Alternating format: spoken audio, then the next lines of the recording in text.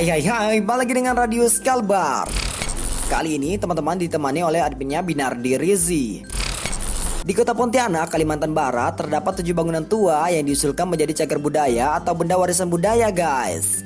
Sebelum lanjut ke videonya, ada baiknya teman-teman klik tombol subscribe dan hidupkan tombol loncengnya ya, agar kalian tidak ketinggalan info terbaru dari Radius Kalbar. So, jangan lupa bagikan kepada teman kalian agar teman kalian tahu apa yang kalian tahu. Berikut merupakan 7 tempat bersejarah yang harus kamu kunjungi di kota Pontianak, guys. Yang pertama, Masjid Jami Pontianak. Masjid ini dikenal juga dengan nama Masjid Sultan Syarif Abdurrahman. Adalah masjid tertua di kota Pontianak. Masjid ini merupakan satu di antara 2 bangunan yang menjadi petanda berdirinya kota Pontianak pada 1771 Masehi selain Keraton Kadriah, guys. Pendiri masjid berkapasitas 1.500 jemaah ini sekaligus pendiri kota Pontianak adalah Syarif Abdurrahman Al-Qadri. Ia seorang keturunan anak Arab dari Al-Habib Husin, seorang penyebar agama Islam dari Jawa, guys. Al-Habib Husin datang ke Kerajaan Matan pada 1733 Masehi. Al-Habib Husin menikah dengan putri Raja Matan, Sultan Kamaluddin bernama Nyai Tua. Dari pernikahan tersebut, lahirlah Syarif Abdurrahman Al-Qadri yang meneruskan jejak ayahnya menyiarkan agama Islam, guys. Syarif Abdurrahman melakukan perjalanan dari Mempawah dengan menyusuri Sungai Kapuas. Ikut dalam rombongannya sejumlah orang yang menumpang 14 perahu. Rombongan Abdurrahman sampai di muara persimpangan Sungai Kapuas dan Sungai Landak pada 23 Oktober 1771, guys. Kemudian mereka membuka dan menebas hutan di dekat muara itu untuk dijadikan daerah pemukiman baru. Abdurrahman mendirikan sebuah kerajaan baru di Pontianak. Ia pun membangun masjid dan istana untuk sultan. Masjid yang dibangun aslinya beratap rumbia dan konstruksinya dari kayu. Syarif Abdurrahman kemudian meninggal pada 1808 Masehi. Yang kedua, Tugu Katulistiwa. Tugu Katulistiwa atau Ekuator Monumen berada di Jalan Katulistiwa, Pontianak Utara. Lokasinya berada di sekitar 3 km dari pusat kota Pontianak ke arah Kabupaten Mempawah, guys. Tugu ini menjadi satu di antara wisata kota Pontianak dan selalu dikunjungi oleh masyarakat, khususnya wisatawan yang datang ke kota Pontianak, guys. Setiap tanggal 21 sampai 23 Maret, di Tugu ini dilaksanakan kegiatan titik kulminasi fenomena alam ketika matahari tepat berada di garis Katulistiwa. Pada saat itu posisi matahari akan tepat berada di atas kepala, sehingga menghilangkan semua bayangan benda-benda di permukaan bumi. Telur pun bisa berdiri, guys.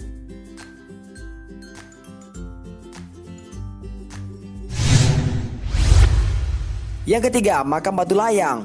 Makam Kesultanan Pontianak di Batu Layang merupakan aset ketiga warisan Kesultanan Pontianak sesudah Istana Kadriah dan Masjid Sultan Syarif Abdurrahman. Konon ketiga lokasi ini mempunyai letak dengan garis lurus istana, guys.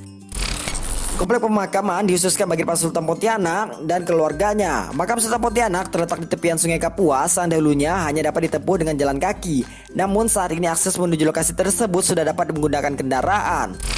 Makam Sultan Pontianak dikunjungi oleh peziarah dan wisatawan untuk mengetahui lebih lengkap tentang riwayat para Sultan Pontianak dengan segala bukti keberadaannya, guys.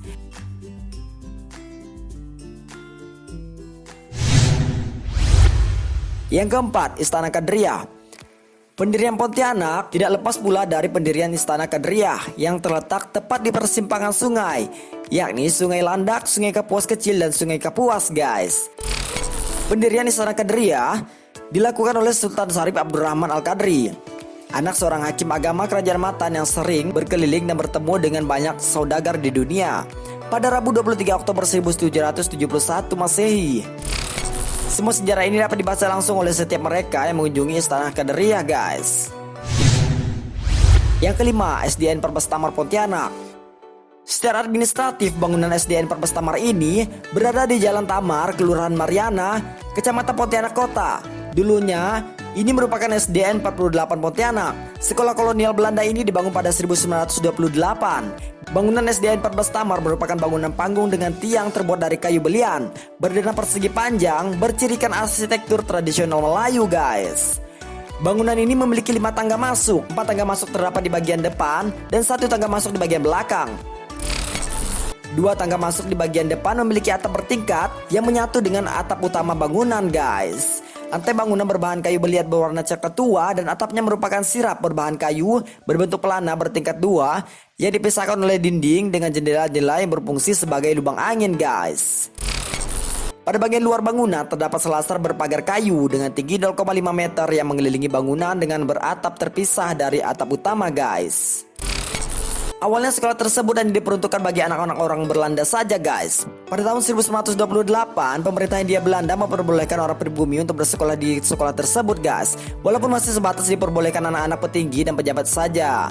Pada tahun 1950, usai Indonesia merdeka, masyarakat pribumi dari semua kalangan diperbolehkan dan memiliki kesempatan yang sama dengan yang lainnya dengan mengenyam pendidikan di sekolah ini. Yang keenam, Vihara Bodhisatya Karaniameta. Konon merupakan vihara tertua di kota Pontianak. Vihara ini berada di Jalan Sultan Muhammad, Kelurahan Darat Sekip, Kecamatan Pontianak Kota.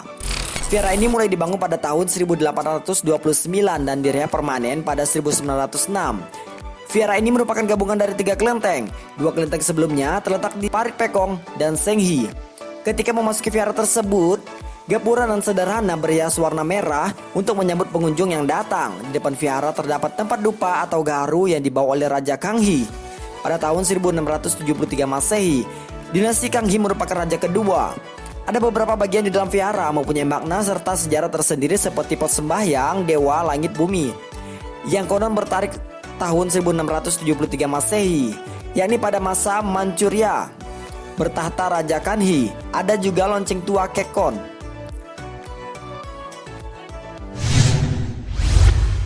Yang ketujuh, lapangan kebun sajuk.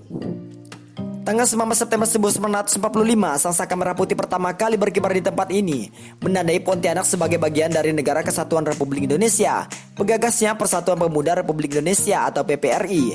Berselang beberapa saat, lapangan ini juga mencatatkan diri sebagai saksi bisu perjalanan sejarah Indonesia di tanah Katulistiwa, guys.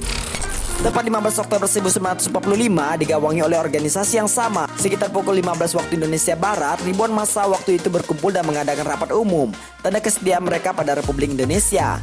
Bukan hanya 2 peristiwa penting itu saja, namun pada tanggal 24 Oktober 1949 diprakarsai Gabungan Persatuan Indonesia atau GAPI, dihadiri lebih kurang 3.000 peserta dari berbagai kalangan. Merah Putih kembali dikibarkan, kemudian lebih dikenal dengan sebutan Stadion Sepak Bola Kebun Sajuk, dan di depannya menjadi pusat oleh-oleh Kalimantan Barat, guys. Nah, itulah 7 tempat bersejarah yang harus kamu kunjungi di kota Pontianak.